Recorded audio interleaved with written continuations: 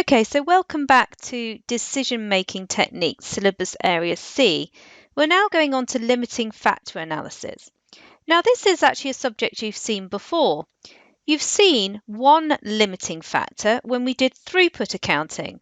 So if you'd like to go back to that, you can have a review of that after we've done this section. So that's the first area we'll be looking at. And then the second area is we're going to be looking at when we have multiple limiting factors. So this is where you may be constrained by machine hours, labour hours, and you might be constrained by materials availability as well. So that would require linear programming techniques. And then number 3 is we're going to be looking at shadow prices and slack. So after that, you should be able to do planning with limiting factors. So let's do a little bit of an overview. Firms face many constraints on their activity and they have to plan accordingly. So our exam questions will focus on the problem of these scarce resources. And they actually do prevent the normal plan being achieved. So we need to come up with a way of making that plan maximise our profits. And in fact, we normally go for maximising our contribution. So for example here, a firm is facing a labour shortage due to sickness. It cannot produce the number of units it would like to. That is a problem and they need to plan for that. Now I have a real life case study here for you. When I was an auditor way back in the distant past, one of my clients used to make ready meals for Marks and Spencer's, which is a well-known food supermarket here in the UK. And those ready meals were all based on potato products, so potatoes. They all required a potato topping, basically. And so we had fish pie, we had cottage pie, and we have shepherd's pie. And they're all priced differently. So the fish pie was priced at, let's say, $3.50. That was the premium product. The cottage pie was priced at $2.50 and the shepherd's pie was priced at $2.70. Now, one year there was a potato shortage and they couldn't get as many potatoes as they wanted to be able to make the products to the demand of M&S. So they had to make a decision. Which product do they make first?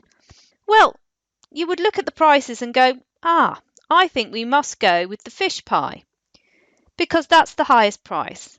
You would then potentially have gone with the shepherd's pie and then finally with the cottage pie. So allocating the potatoes based on the price of the product would seem a sensible idea. But the problem is here, it's not demand that is the issue, it's the number of potatoes. So we should be maximising the contribution per scarce resource, not focusing on demand and price. So over the page, let's have a little analysis of this. So when we've got one limiting factor, we first of all have a step here that we identify the scarce resource. So we've identified them as potatoes. We could then look at the contribution from each product. Now that would be a normal thing to do. So we're not focusing on price. So if I was to tell you that shepherd's pie would contribute $1 per unit, cottage pie would contribute $1.20 per unit, and fish pie would contribute $1.50 per unit, you would now change your mind. Previously, we'd do fish, then shepherd's, and then cottage. We now still do fish, but we will now change our mind and then do cottage and then do shepherd's based on the contribution per unit. Now again, we're still doing the wrong thing because again, it isn't capacity of the factory now that's an issue, it's the scarce resource. So in reality now, we have to do step 3, which is now calculate the contribution per scarce resource.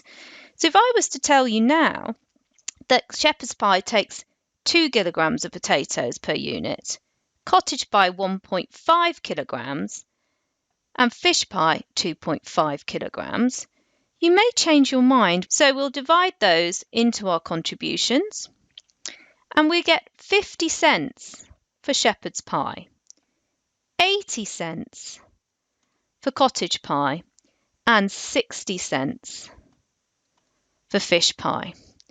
So, as you can see, we've now changed our mind.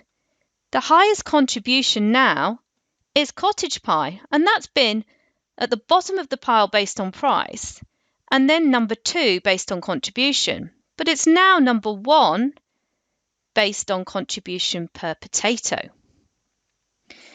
So cottage pie wins, and in fact, fish pie goes to second place, and then shepherd's pie follows a close third.